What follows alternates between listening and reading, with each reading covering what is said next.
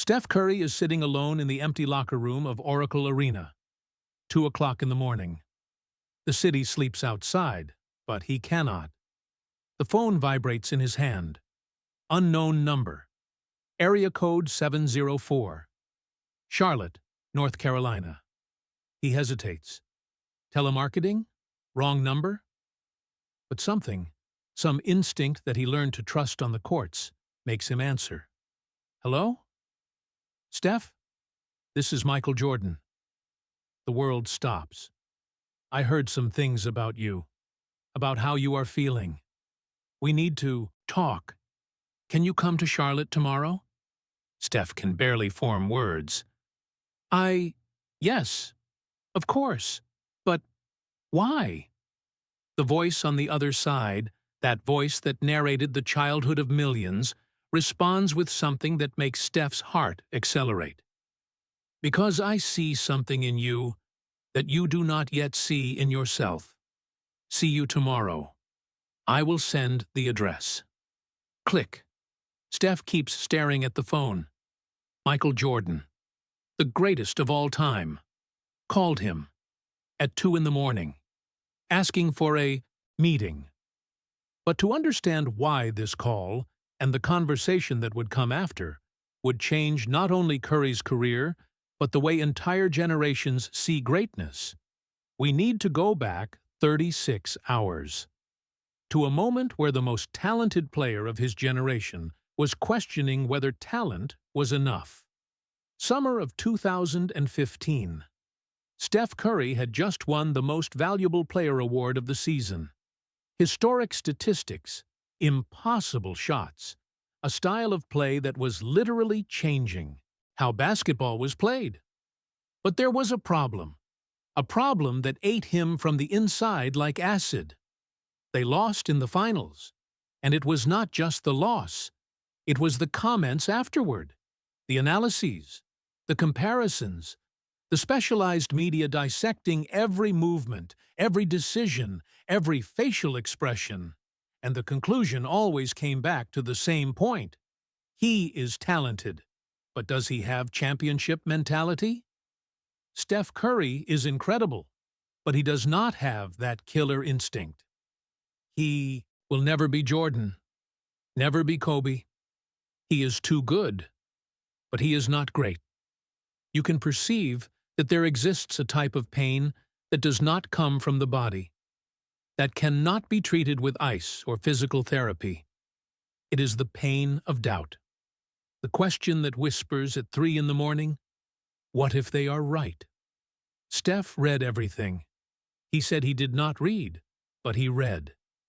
Every athlete says they do not care about criticism, but they all care, especially when the criticism touches an insecurity that you already carry alone.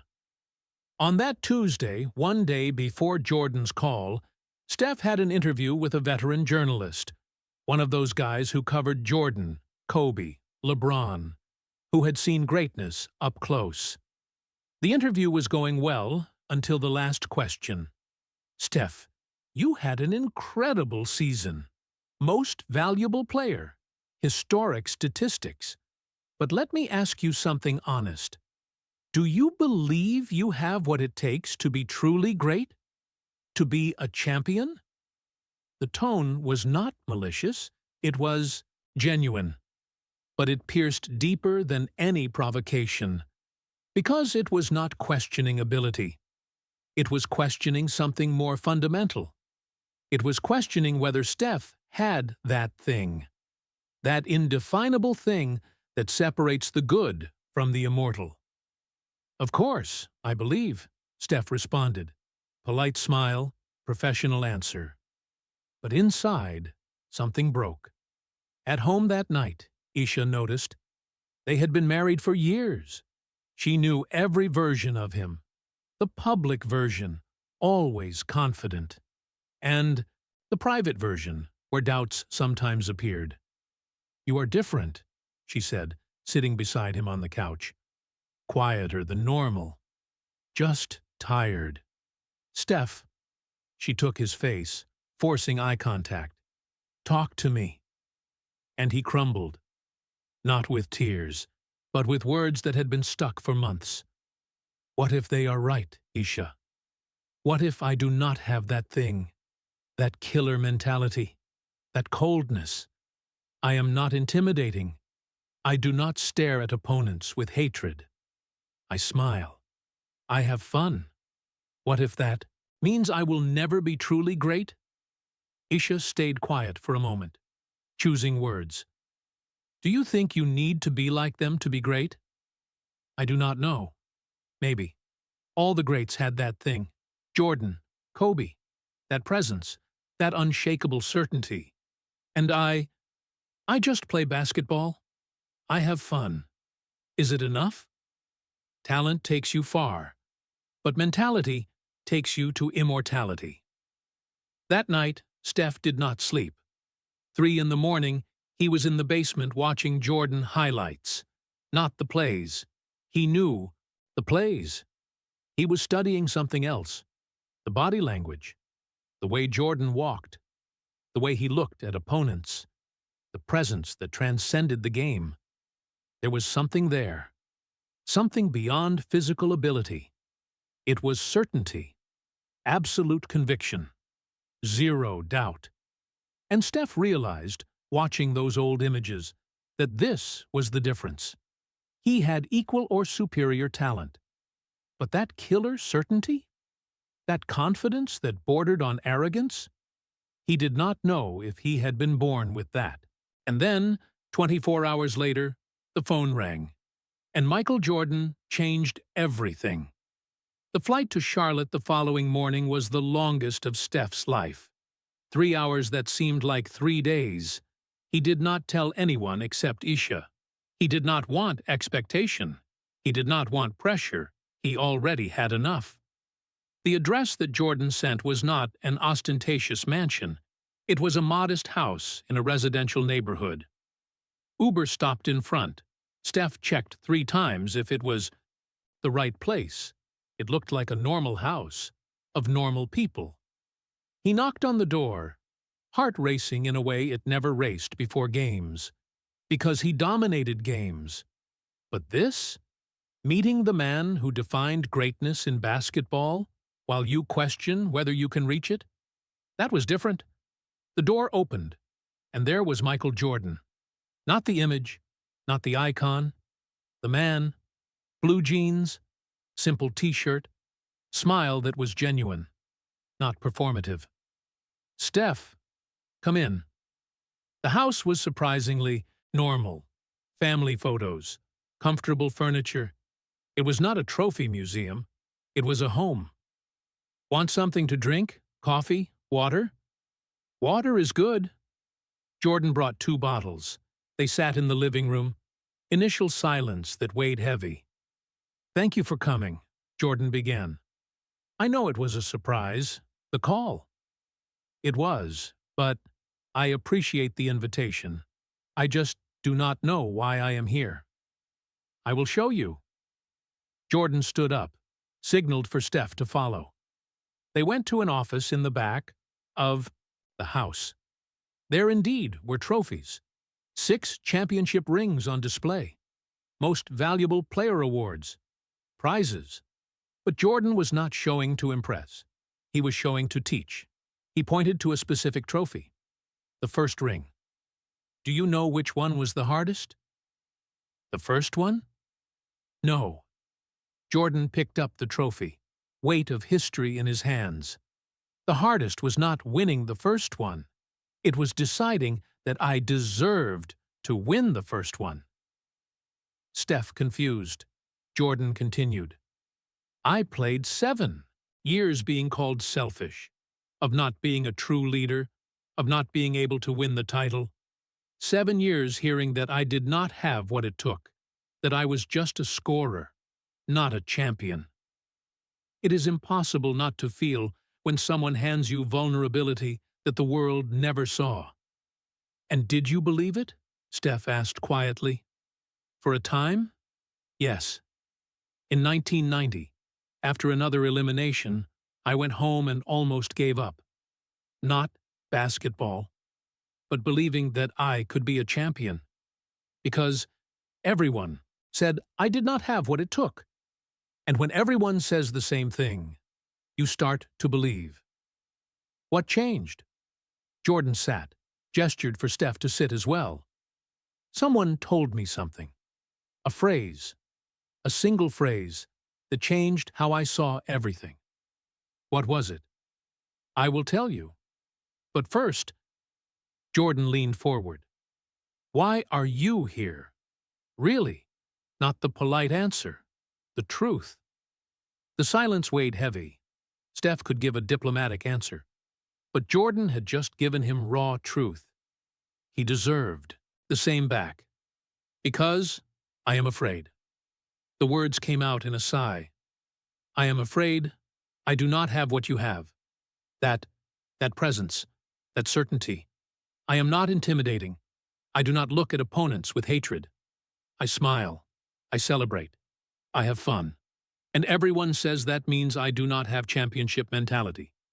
And I am starting to believe them. Jordan stayed quiet for a long moment. Then something changed in his face. Not pity. Recognition. Do you know why I called you? No. Because I watch your games, and I see you trying to be something you are not. I see you trying to develop a killer instinct that is not yours. Trying to be intimidating when intimidation is not your power. And it hurts to watch, because I know exactly how it ends. How? With you wasting your gift, trying to have someone else's gift. What impresses most is not when someone tells you what to do. It is when someone gives you permission to be who you are.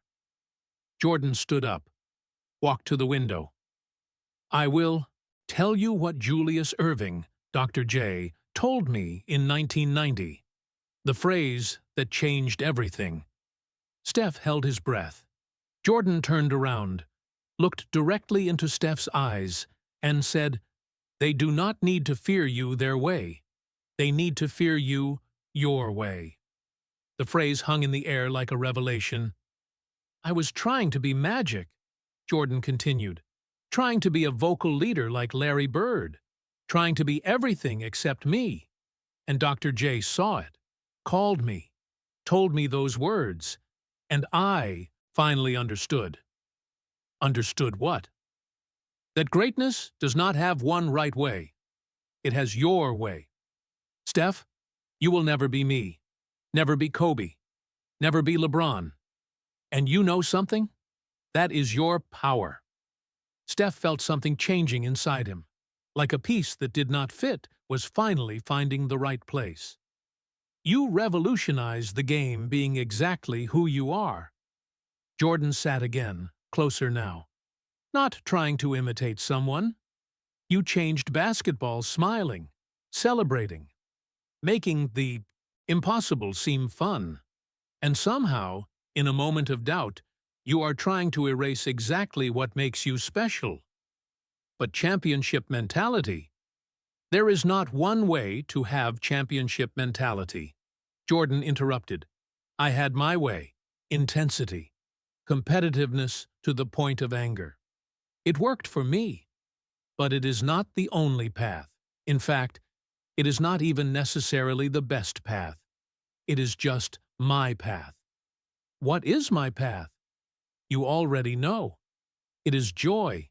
It is family on the court celebrating with you. It is making impossible shots and smiling because you know it is impossible, but you do it anyway. It is killing opponents with happiness while they expect intimidation. That is your way of being a killer. Do not be great like them. Be great like you. Let me ask you a question, Jordan continued. When do you play your best basketball? Steph thought. When I stop thinking. When I just play. When I have fun. Exactly. So why the hell are you trying to play with a serious face? With forced intensity? It is not you. And you know what happens when you try to be someone you are not? What? You lose your power. Because your power is not fear. Your power is joy. And joy, when combined with transcendental ability, is terrifying because opponents do not know how to fight it. They prepare for intimidation, for physicality. But how do they prepare for someone who is smiling while burying 3 3-pointers in a row in their face? Steph laughed. First genuine laugh in days. That is your weapon. Jordan tapped the table with his finger. Stop trying to be me. Be completely you, without apologies, without fear, completely, totally you. And when you do that, when you completely embrace who you are, that is when you will be unbeatable. They talked for 2 more hours, Jordan sharing moments of doubt that the public never saw, Steph opening up about pressures he never admitted publicly. 2 men from different generations, 2 completely opposite styles, but connected by something universal, the struggle to be great while being authentically you. When Steph left that house, the sun was already setting, but something in him had been born. Not a new persona, not an attempt to be different, but complete acceptance of who he always was. In the Uber back to the airport, the phone vibrated. Message from Jordan. Remember, your way, not mine, not anyone's, just yours. That is enough. It always was. The 2015-16 season began 3 months later. First game, pre-game press conference, a journalist asked the same question that had destroyed Steph before. Steph, after the loss in the finals, how do you intend to improve your mentality to be a champion? Before, he would have been defensive, would have given a generic answer. But now, with Jordan's words echoing, he smiled. Genuinely, I am going to be more myself. Completely. Journalist confused. What does that mean? It means I spent too much time trying to develop someone else's mentality. Now I am going to develop mine. And my mentality? It is joy. It is fun. It is doing the impossible while smiling. And if that is not championship mentality in the traditional sense, that is okay. It will be championship mentality in my sense. The response went viral. Some praised, others criticized. He is delusional. That is not championship mentality. He will learn the hard way. But Steph did not care anymore, because now he had something he did not have before. Certainty, not arrogant certainty, quiet certainty. Certainty that his path was valid. Different, but valid. And then he showed the world what happens when someone completely embraces who they are. The season was historic. Not just good, historic. 73 wins, breaking a record that seemed untouchable. Steph shot 402 3-pointers, a number that seemed like a typo. He won unanimous Most Valuable Player. First in history. But it was not just numbers. It was how he did it. Every game seemed like a celebration. Dancing after baskets, family in the front row, smiling even under pressure, and destroying opponents in the process. Game after game, teams tried to intimidate him, tried to provoke him, tried to take him out of the mental game. And Steph just smiled, played better, because they were playing chess while he was playing a different game. A game of lethal joy. You can perceive that the sweetest revenge does not come with anger. It comes with unshakable joy, while you prove they were wrong. The defining moment came in a crucial playoff game. Team losing in the third quarter. Immense pressure. Cameras captured Steph on the bench, smiling, talking, seeming relaxed. Veteran commentator on air. Look at Steph Curry on the bench, smiling. I do not know. True champions have urgency in these moments. But Steph knew something the commentator did not know. Urgency does not need to look like desperation. It can look like calm confidence. It can look like joy that knows what comes next. Fourth quarter. Steph entered, and what happened in the next 12 minutes entered history. 7 three-pointers, one after another, each one more absurd than the previous. And after each one, that celebration, that smile, that pure joy. Opposing team did not know what to do. They prepared for war. They received a festival, and they had no defense against that. End of the game, blowout victory. Steph going to the locker room, phone vibrated. Known number now, Charlotte. That is your way. Continue. Jordan was watching. Jordan was proud. The finals that year were epic. Steph played being completely himself. Every game a masterclass on how greatness can look different and still be greatness. Years later, 2019, All-Star Game in Charlotte. Jordan City. Coincidence? Maybe not. Jordan invited Steph to a private dinner. Just the two of them. Restaurant closed for privacy. You understood, Jordan said, raising a glass of wine. The message. You took it and made it yours. It changed everything, Steph responded. Not just basketball. How I am a father, husband, person. I stopped trying to be a version of someone. I started being the best version of me. That is all that matters. Can I ask you something? Steph hesitated. Why did you do that? Why did you call me? Why did you care? Jordan stayed quiet, thinking. Because when Dr. J did that for me, I promised that if I saw someone in the same struggle, I would do the same. And I saw you.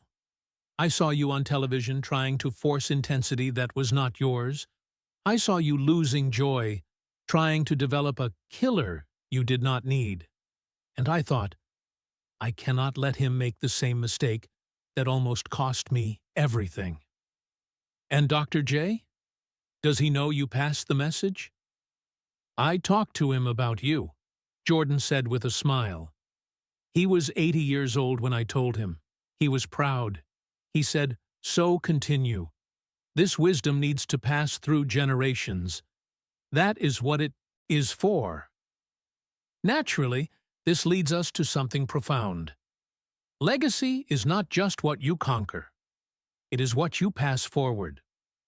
Will you do the same? Jordan asked. When you see someone in the same struggle? I already started, Steph responded. And it was true. Young players now sought out Steph. Not to learn how to shoot, but to understand how to be authentically great. Player who is 5'7". How can I be great being small? Steph. Do not be great in spite of being small. Be great. Being small. It is different. Player who was not athletic. I cannot make the plays that others make. Steph. Great. Then make plays that only you can make. Your way. Jordan's phrase to Curry was becoming shared wisdom. No longer a secret between two, but a principle lived publicly. 2022, big interview, journalist asked, Steph, what is the best advice you ever received? Steph smiled. That smile that was now a trademark. Michael Jordan once told me, they do not need to fear you their way. They need to fear you your way. It changed my life. The clip went viral. Millions of views. Not just basketball fans, people from all areas, because the message transcended sports. Artist struggling to find style. My way. Student with a different way of learning. My way. Entrepreneur with an unconventional approach. My way. One phrase. From Dr. J to Jordan. From Jordan to Curry. From Curry to the world. The following year, a young Golden State player. Nervous. Rookie sought out Steph at practice. Can I talk to you? Quick? Sure. They sat on the bench. Empty arena. I feel pressure to play like you. Everyone compares me to you. But I am not you. And I am losing myself trying to be. Steph felt déjà vu. Charlotte. Jordan. The conversation that changed everything. Can I tell you a story? Steph began. About a phone call I once received. He told everything. Jordan calling. The visit to Charlotte. The phrase. The transformation. And at the "au end? So here is what I am going to tell you. Do not try to be me. Do not try to be Jordan. Do not try to be anyone except you. Discover what makes you special. And be completely that. Because they do not need to fear you their way. They need to fear you your way. Tears in the young player's eyes. That changes everything. I know. It changed for me, too. Courage is not being something you are not. It is being completely what you are, without apologizing. That night, Steph sent a pranic message to Jordan. I passed the message forward today. To a young player. He needed to hear it. The response came minutes later. Proud of you. Dr. J would be proud, too. Keep passing it. Never stop. Years passed. The phrase became legend in basketball. But more than that, it became a life philosophy. Teachers sharing with students, parents teaching children, mentors guiding mentees. And it all started with a phone call at 2 in the morning, with two men of completely different styles, with a simple phrase that contained profound wisdom. They do not need to fear you their way. Your way. Today, when young players enter the league, they no longer try to be Jordan 2.0 or LeBron 2.0. They try to be the best version of themselves. Because Curry showed it works, that authenticity is not just valid. It is powerful. And when someone asks Steph about his legacy, about what he wants to be remembered for, he does not talk about titles. He does not talk about records. He talks about the phrase, I want to be remembered as the guy who showed that you can be great your way, that there is no one right path, that joy is as powerful as intimidation, that being yourself completely is the most courageous thing you can do. Because in the end, that is what legacy really means. Not what you conquered, but who you gave permission to be. How many people you freed from trying to be copies of someone else. How many lives you touched by living your truth. Completely. Michael Jordan gave that to Steph Curry. Steph Curry gave that to the world. And the world is discovering, one by one, that greatness has infinite ways of looking. And your way is as valid as any other. Perhaps even more powerful. Because it is authentically yours, and sometimes, just sometimes, all you need is permission. Permission from someone who already walked the path, someone who understands, someone who sees in you what you do not yet see in yourself. To stop trying to be them, and start being completely you, your way.